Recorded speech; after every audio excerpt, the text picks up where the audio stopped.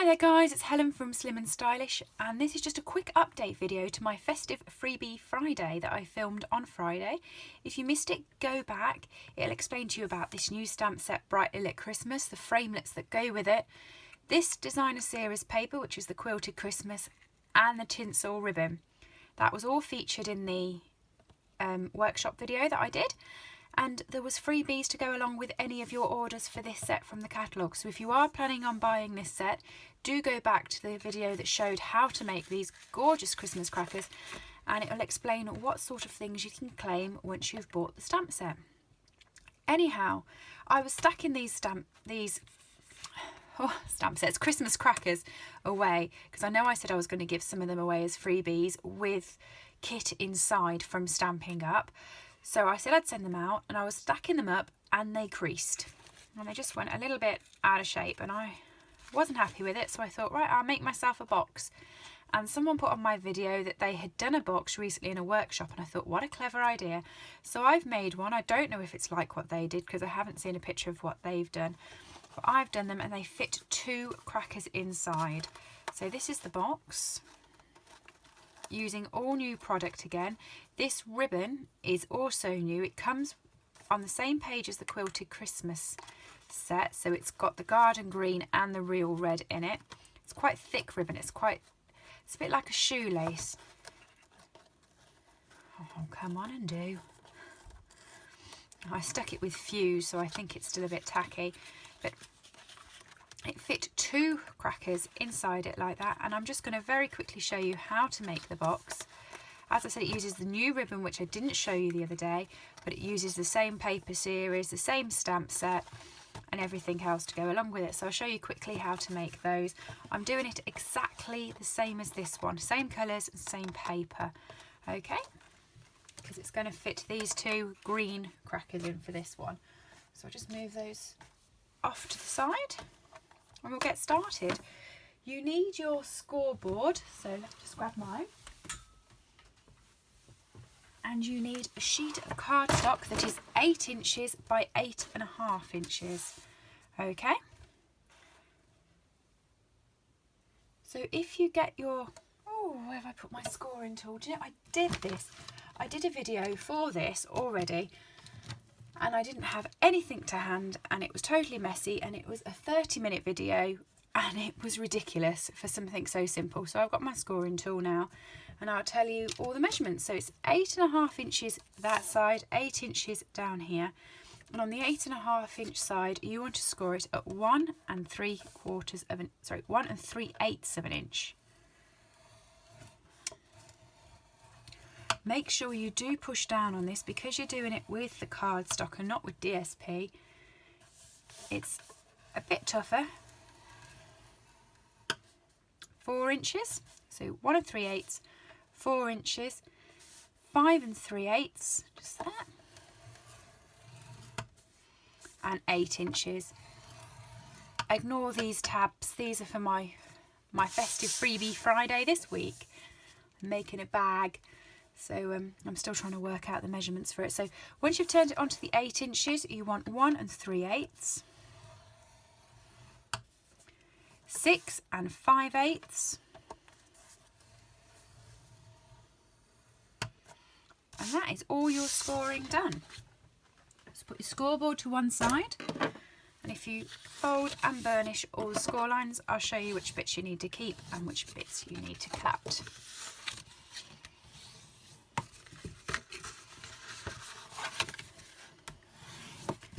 You want to fold them all inwards because with the crackers it was in and out.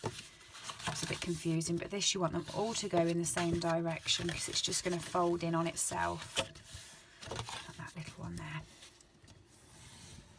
Right. So once you've got it, I hope you can see the score lines. You might be better on that side to see them, so I'll keep them there. Just going to shake you a second. Sorry about that. Right. Where do you need to cut? You need to cut, if you have this long thin rectangle part on the edge, the little thin rectangle this end, so not the 2 squares, this little thin rectangle and the rectangle next to it, they can both come off.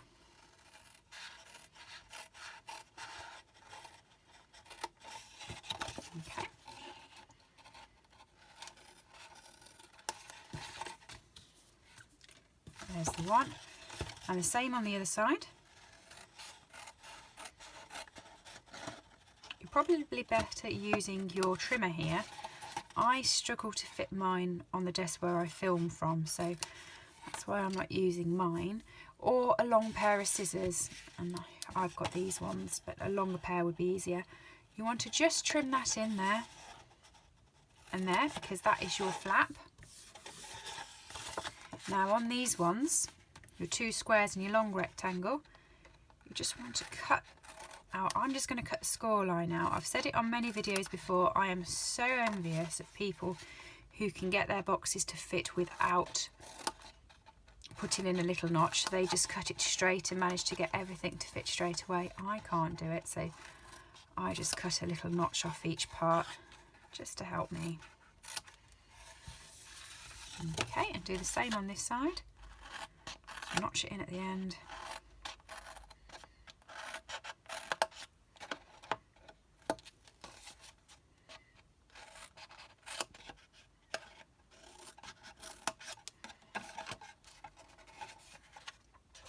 There and there, like that.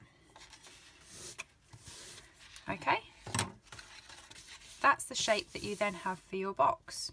That little bit out. That's going to annoy me. It's going to annoy me more than I thought. It doesn't even want to pull out. Right, there we go. There we are. Right.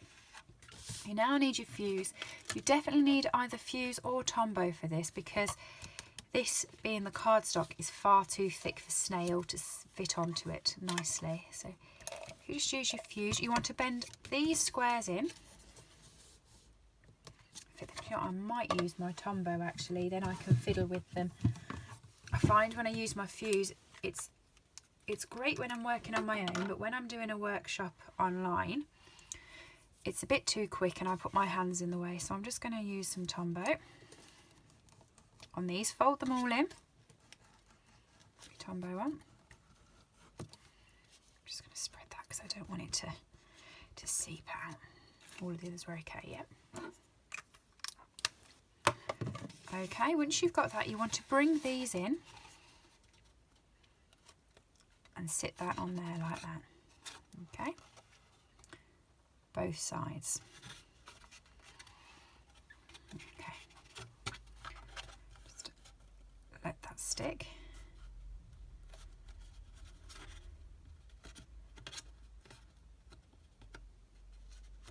I did think when I did a video with Tombow the other day, it would actually help if I had some little pegs on my crafting table, and then once I've stuck it, I can just peg it down and go on to the next bit for you, and it would keep it a bit quicker.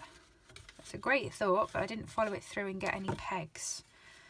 So, but there is your box. You can fold that over then, pop it in and put your Christmas crackers in. So to decorate the box, quite simply cut a piece of white paper. I did it 5 5/8 of an inch by 2 3/8 of an inch, and then I got my DSP and I did it 5 5/8 of an inch, so it's the same height, but I actually only cut it at 2 1/8 of an inch, so that I had, you can't see that because I'm doing it on white, I have a slight edge on both sides of the DSP when I put it on the box. I'm hoping I've cut that right. Yes, there we go. So I'm just going to stick this down. I've got my Tombow out, so I'm going to use that. But snail would be fine here because I'm just sticking the DSP to Whisper White. And it's going to stick completely level at the ends. Like that.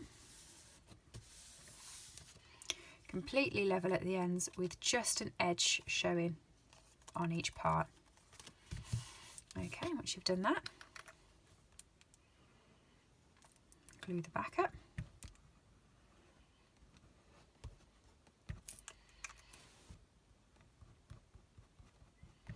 Make that meet in the middle. That's my problem. This flows so quickly and all I want to do is just squish the bottle. I get loads out then. So once you've got that, you just want to stick it onto your box. It's not going to help do it that way. I do try and make things hard for myself. I don't know why. I must obviously like them around that way. Right. There we go. That's now stuck onto the box so we can do our stamping. So I'm going to be using this set, as I said. The way I did this, let me grab the previous one I've done. I used this stamp set here for the outer line, and I put the most wonderful time of the year on top of it so that I could build the two colours up, so that I would have reason to use both the real red and green ribbon. If I'd have done it all green, I'd have felt a bit strange with the real red, so I did want a bit of a edge of it. Take these out. If you missed the promotion that I am running on Friday, it was to say that if you buy this stamp set, I will give you the new tinsel ribbon here. It comes in both the silver and the red, and I will give you a yard of each, or a metre of each really, free. It will come in a Christmas cracker, and it will be sent directly to you when you place your order of this with me during September. I also said if you buy this and the framelits, not only would I send you a metre of both of the tinsels in a cracker, I would send you one of each. I think it was 12 sheets of paper it is. Yeah, 12 pieces, 6 by 6 of this DSP here that I would randomly select and send out to you. So I've got that all packaged out ready for anyone who wants to place any orders of this and the framelits. But do watch back to Friday's video and it will be on there for you. So we'll just do with some scrap Whisper White here. I have a huge stack of Whisper Whites all cut to this size to use. And it was a massive stack about 2 weeks ago because I sat and cut them all. Now it's not so big. Right. So I want the garden green for this one. Now I left a little bit of a gap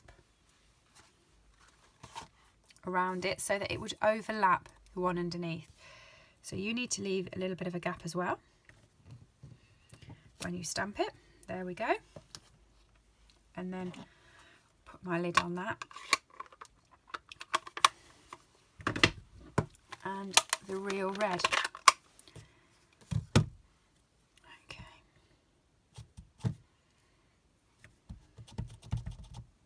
There we go. Now this one you want to actually cut quite close to. Oh, I love that one. I love it when there's block colours like this going. That is my phone. I will ignore that. I always put my mobile onto aeroplane mode when I do this, so I don't get distracted with phone calls. But the problem with that is then people can't get hold of you and they panic and ring the house phone, which is louder, can't be put on silent, and it's more distracting. There we go. So if you cut straight around that, and this one you leave the same lip all the way around the side.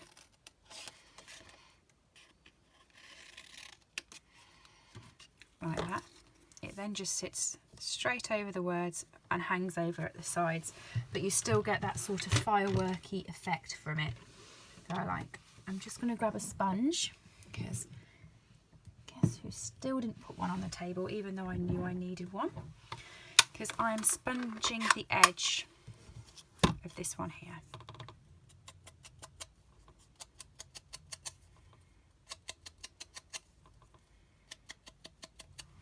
Okay, just slightly, just to give it a bit of, make it not look so white.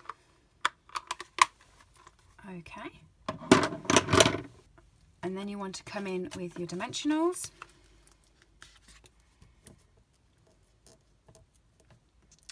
Making a bit of a meal out of that.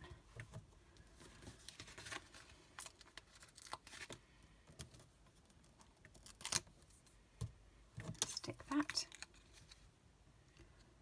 onto there like that. I'm just going to put that off to the side now because I want to use this new ribbon. So it is the quilted Christmas ribbon. Like I said, it will be on the same page as the quilted Christmas paper, and it's just, if I bring that up to you, can you see the pattern on that? It's absolutely beautiful. It's like lots of little circles all stuck together, and it's quite a thick ribbon. It's like a shoelace.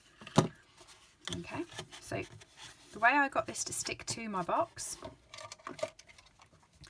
I just applied a line of fuse across the top there. Not that much, I think. Stick that down, run that round, and then I just put some fuse directly onto the ribbon about part way round to make sure it just stays in its place. Okay.